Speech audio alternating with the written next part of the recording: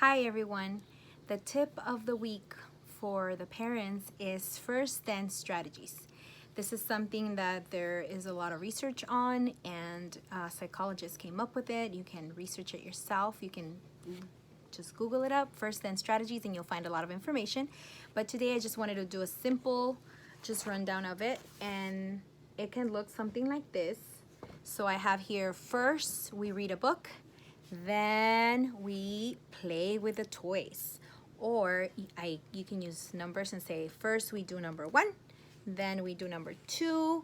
And basically I work with little ones, early intervention, 1.5 to 3 years old. So this is excellent for that. You can use it with different tasks that you're trying to do throughout the day or routines that you're implementing, and it works really well to help the child do an activity that maybe he might not be so willing to do, to something that to work towards something that they really want to do. So you can use, first we finish your homework, then we get to go out and play with your skateboard. I don't know, something like that for older children, right?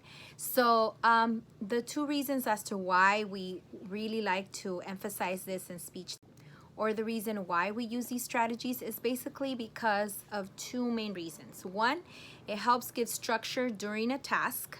So we're giving the child structure in the way that we're following these order of how we're doing things. First we're reading book, then we're doing music, then I'm doing play. So we're following a structure, and that will prepare them for school for sure.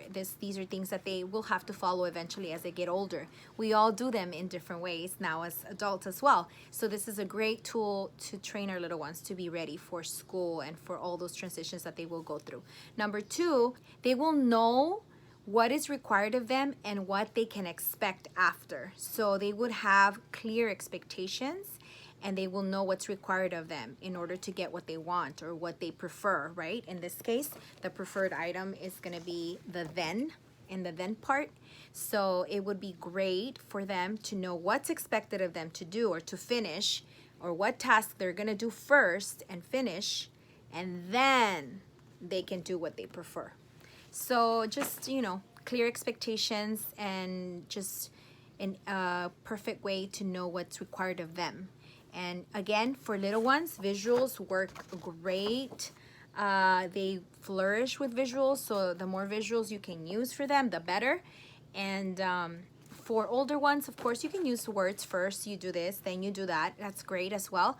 But just a little tip of the week to be able to do some of those probably tasks that you might not or might be having trouble with them as you're working through your day, that you might want to use to help you.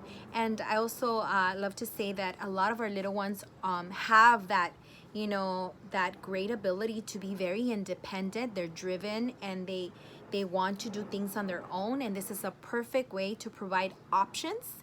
Again, you are the one that's administering the options, but they get to choose. They get to make their own choice as to which ones they want to do. So in this case, you're presenting two options, but you're putting them in order. First we do this, then we do that. So it's another great way to provide options for them to finish their tasks throughout the day. Thank you for listening. Have a great week. See you next time.